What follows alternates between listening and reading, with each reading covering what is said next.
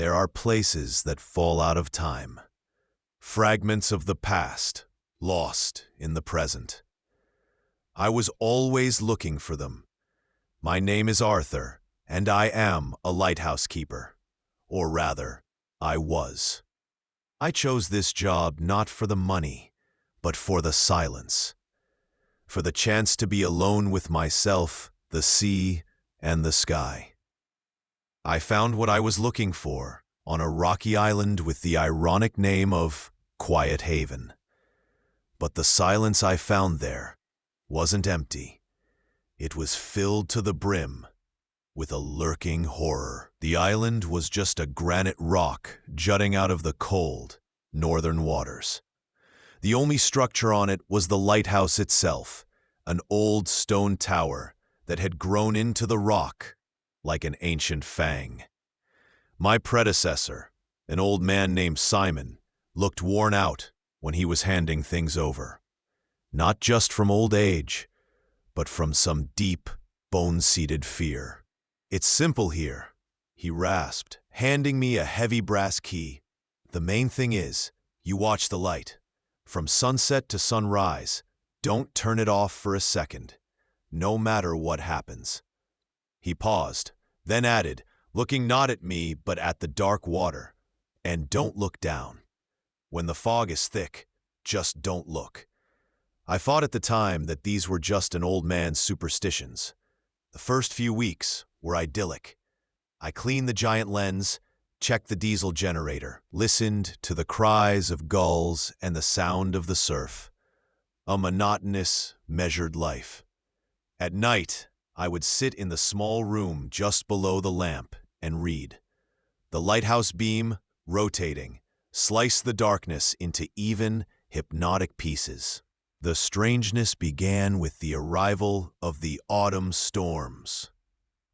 At night, when the wind beat against the glass of the lantern room like a crazed bird, I started to notice movement in the water. Amid the raging waves, I thought I saw huge, dark shadows gliding deep beneath the surface. I dismissed it as my imagination, or whales attracted by the light. But one night, during a rare hour of complete calm, when the sea was as smooth as black glass, I saw them clearly. They were not whales. They were almost humanoid. Giant, elongated silhouettes that circled the island slowly and silently. They moved with a kind of unnatural, intelligent grace, and they never crossed the line drawn by the lighthouse beam. They kept to the shadows, on the border of light and darkness, and I realized they were afraid of it. From that moment on, my quiet island turned into a prison. I wasn't just a keeper, I was a guard, and my lighthouse was a watchtower. I stopped sleeping at night. I would sit in the lantern room and watch them circle below, these silent, dark giants. Sometimes I felt as if they were looking back at me, waiting. The climax came on the longest, darkest night of winter. An ice storm began. The wind was so strong that the tower itself seemed to tremble to its foundations. And at the height of the storm, I heard the old diesel generator below cough, sputter, and die. The lighthouse beam flickered and went out. Pitch darkness and the roar of the storm. A single thought hammered in my head. The lamp must be lit. I grabbed the flashlight and scrambled down the spiral staircase to the engine room. I tinkered with the generator, but it was useless. The old mechanism. I was left in darkness. And in the ensuing silence, broken only by the howl of the wind, I heard a new sound. A wet, scraping sound, coming from outside, from the base of the lighthouse. The sound of heavy, wet flesh being dragged over sharp rocks. I remembered Simon's words, "Don't look down." but I couldn't help it. I was drawn to the window, like a moth to a flame that was no longer there. I ran to a small porthole in the tower wall and aimed my flashlight beam through it. Dozens. There were dozens of them. They were slowly, clumsily climbing out of the icy water onto the rocks. They were even more enormous than they had seemed from above. Their long, thin limbs clung to the stones, and their smooth, featureless heads turned toward the dark tower, toward me. I understood the terrible truth. The lighthouse beam wasn't meant to guide ships. No one sailed in these waters. It was meant to keep them away, to stop them from coming ashore. I wasn't a keeper. I was a jailer. And now that the light was out, the prison gates were open. The last thing I heard, before my mind was consumed by terror, was the heavy, slapping footsteps beginning their ascent up the spiral staircase of my lighthouse.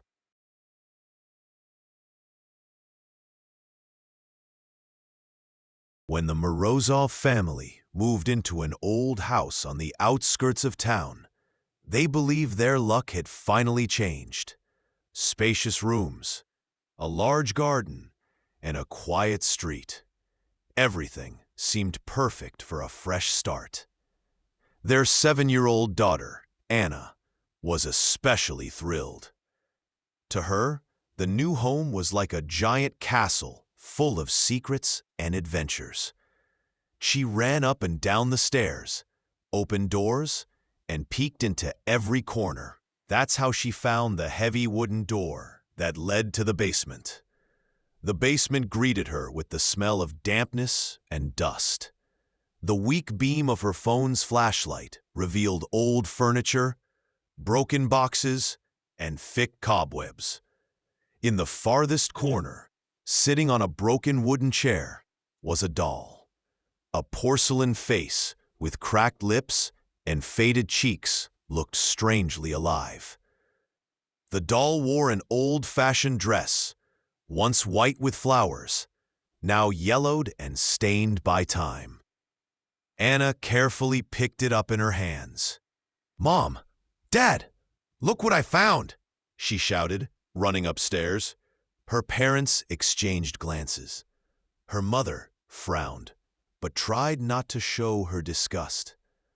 Her father shrugged and said that if Anna liked it, she could keep it. Anna hugged the doll tightly. She had already decided it would be her new best friend. That evening, the doll stood on the shelf in her room. Anna couldn't fall asleep, staring at the pale face and the slightly upturned corners of its lips. It seemed as if the doll was smiling. When she woke up in the morning, she gasped. The doll was no longer on the shelf. It was sitting on the floor, right next to her bed. "Mom! Dad! It moved on its own!" Anna screamed.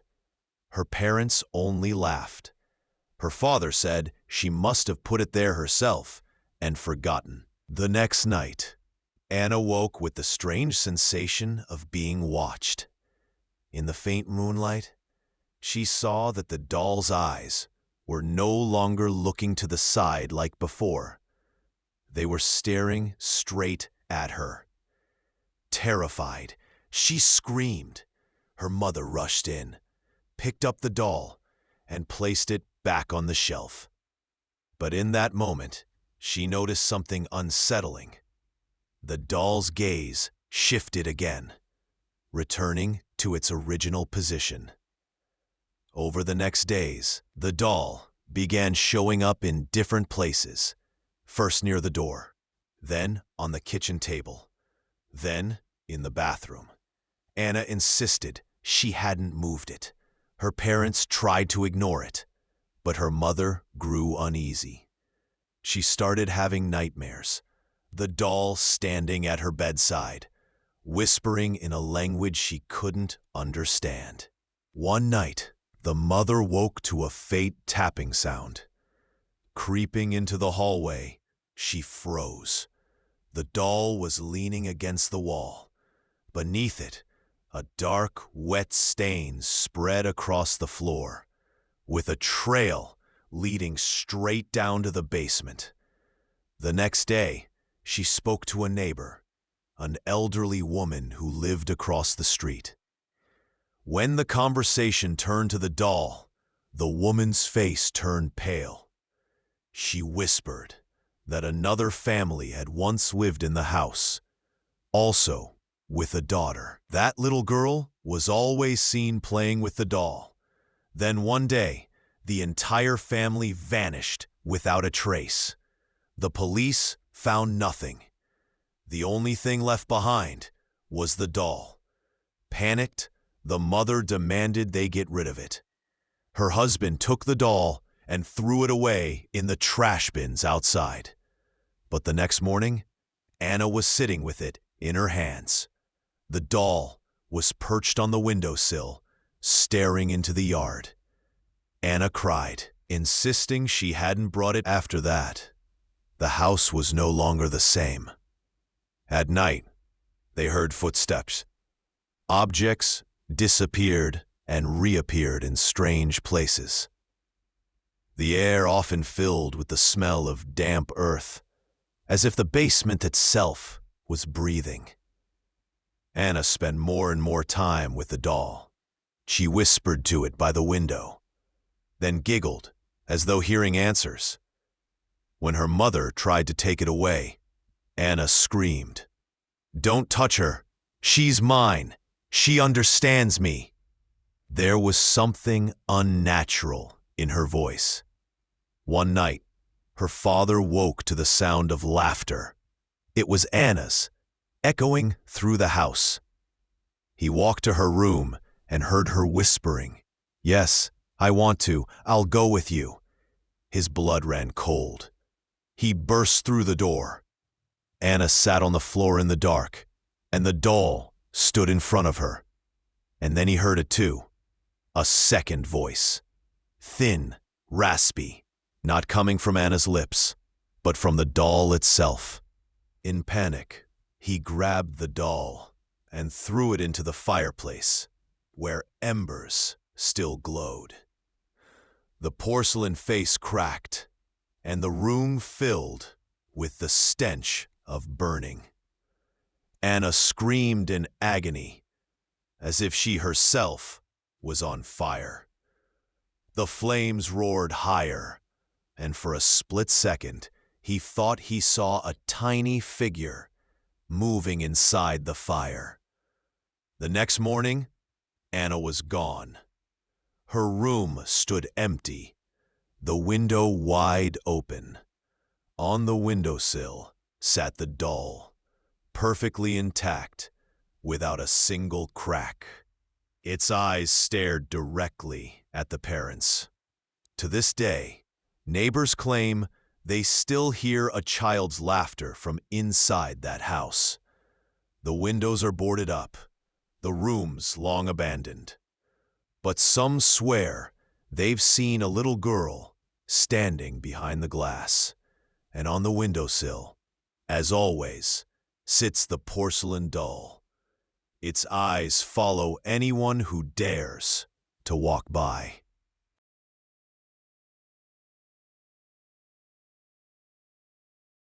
Late in October, when the trees around the small town of Brackenridge had already shed most of their leaves, a new tenant moved into the long-abandoned house at the edge of Willow Creek Road. The house was old, 2 stories, its paint peeling, its shutters sagging as if too tired to hold themselves up. Most people in town avoided it.